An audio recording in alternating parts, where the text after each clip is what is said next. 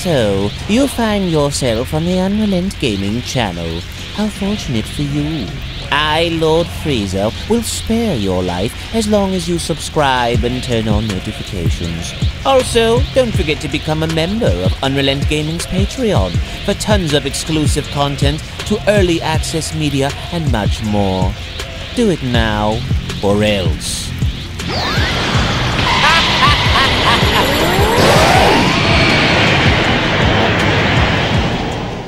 So with the Dragon Ball Daima Episode 3 having to end off the episode by having Glorio's ship be taken after Goku and the Supreme Kai were shown having to go to sleep, it would only now appear as though with our heroes on the search and having to not only go as far as to find Glorio's ship, but to also continue to go as far as to embark on their quest and getting down to the bottom of reversing the wish that Goma had made by turning everyone into children. I hereby want to welcome you all to my Dragon Ball Daima Anime Episode number 4 review, and from the very beginning of this episode, I'm actually very glad that they went as far as to establish one little tidbit from this moment, even after Glorio's ship had been taken, because one of the many things that went as far as to trouble me was asking the question on why they needed a ship to go around by having to use instead of just simply having to fly, and it really went as far as to bother me because we know that our heroes can just simply fly to get there. So with Goku bringing it up only for Glorio to answer, I really loved his explanation by having to tell Goku that not only will you end up exerting more power by simply flying just because the air is a lot denser and heavier than how it is on your planet, but it also kind of went as far as to establish the idea of why you essentially need a ship in this realm to begin with, just because the atmosphere and the air here is a lot heavier than how it is on Earth. And so from the very beginning, I was very glad that they went as far as to touch up on this until they ended up getting to a certain location, until they ended up fighting more monsters that were coming from the abyss. And this was also such a really cool moment to see how Goku and Glorio were going about by handling these creatures. And as useless as the Supreme Kai is, because it's kind of sad and unfortunate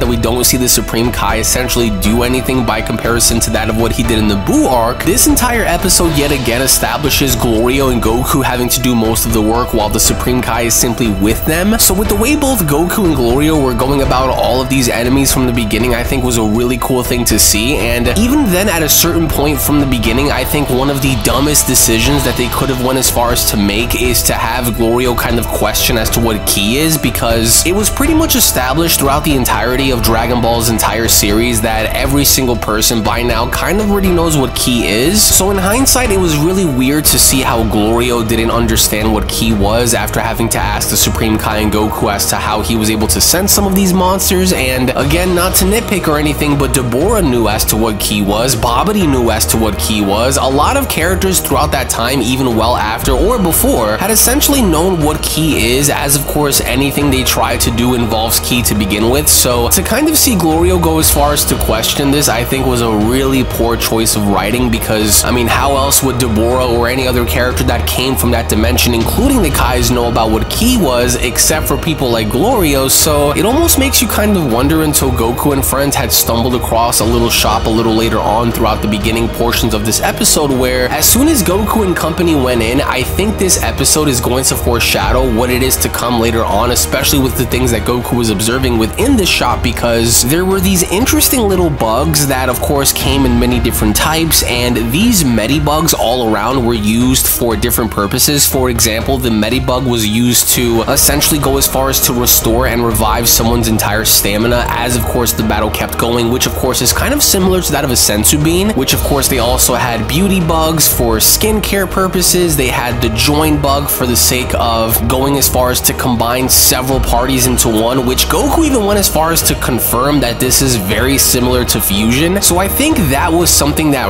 really piqued my interest, because if anything else, I have no doubt in my mind after seeing them basically confirm that one of these little bugs that went by Join Bug had the ability to combine parties, did it only go as far as to tell me that at some point we are going to see fusion. And what's really interesting about this is we're not really sure if this is going to mean that at some point Goku and Vegeta are going to combine combine and to create mini Vegeta or mini Gogeta, or maybe, hell, simply an entirely new being altogether through the form of using a third-party fusion, because this would mark the first time that anyone has been shown to use this join bug method in having to combine parties. So what's really cool about this is we see Goku practically have one of each, specifically 2 of the join bugs within this little pouch of his that he's carrying around. So not only does Goku have one of each of these bugs that do different things by reviving you from burns and of course maybe even heal you from headaches, but just bear in mind, of all of the little bugs that he has within his little pouch, he has 2, not 1, but 2 of the join bugs with him. So perhaps maybe we're bound to see more than one fusion actually end up sprouting about within Dragon Ball Daima. So it was only after having to purchase this, as well as this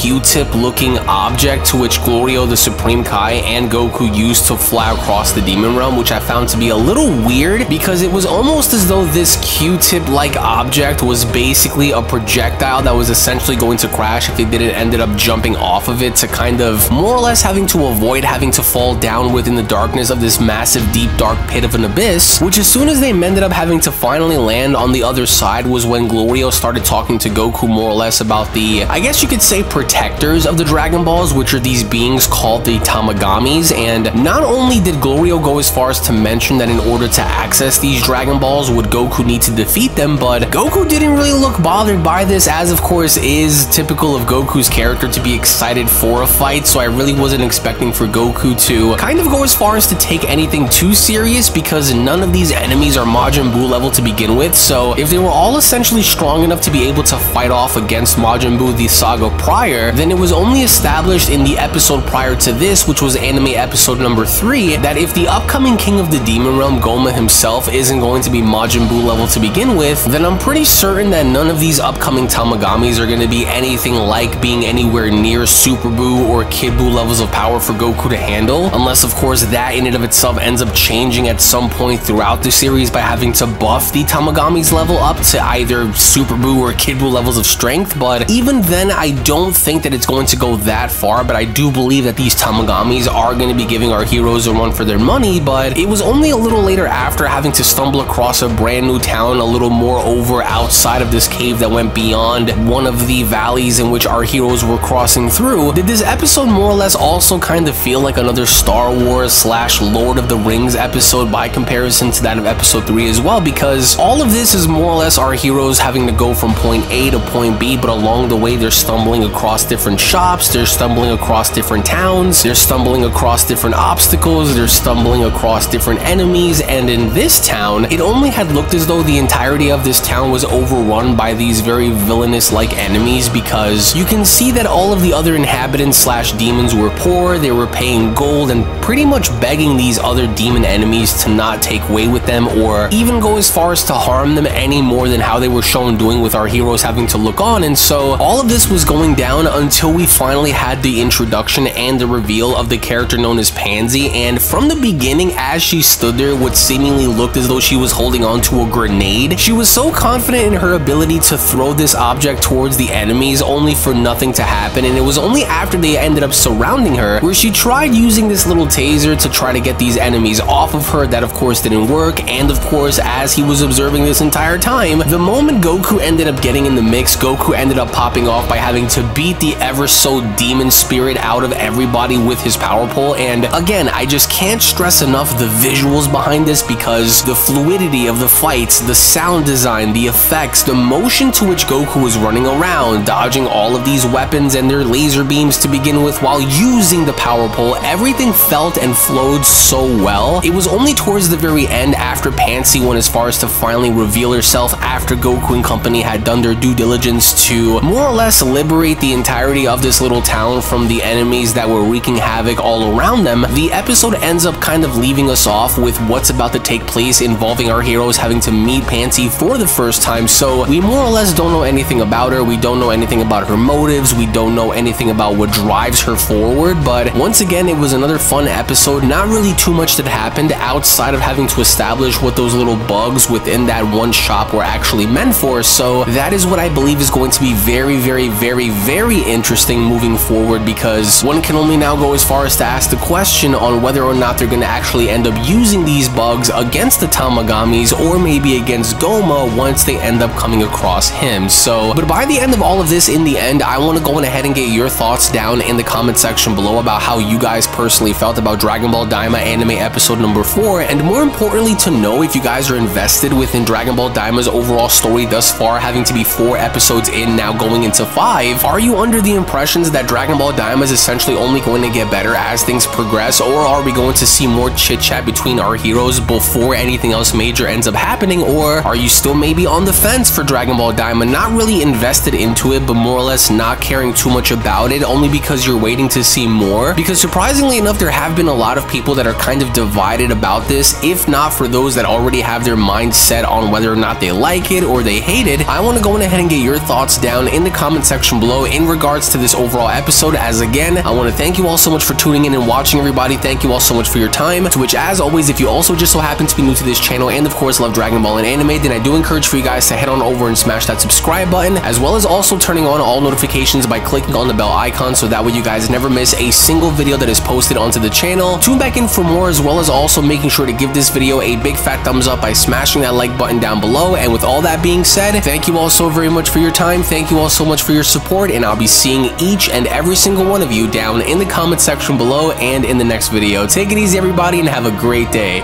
Peace. Hello. Did you know that you can stay up to date with the latest Dragon Ball content by simply subscribing to UnrealEntGaming? Also, don't forget to follow on these social media platforms, you sexy son of a bitch. Roshi. Silent Cell. Me and the fans are having a moment. That's right. I know what you want. Extra long, thick Dragon Ball content. Quality reviews with flawless editing. Yeah, you like that, wouldn't you? You dirty bitch. Roshi, the fuck? God damn it, I need them to subscribe, Cell. And we're demonetized. Yeah, screw it. Let's cut to the video.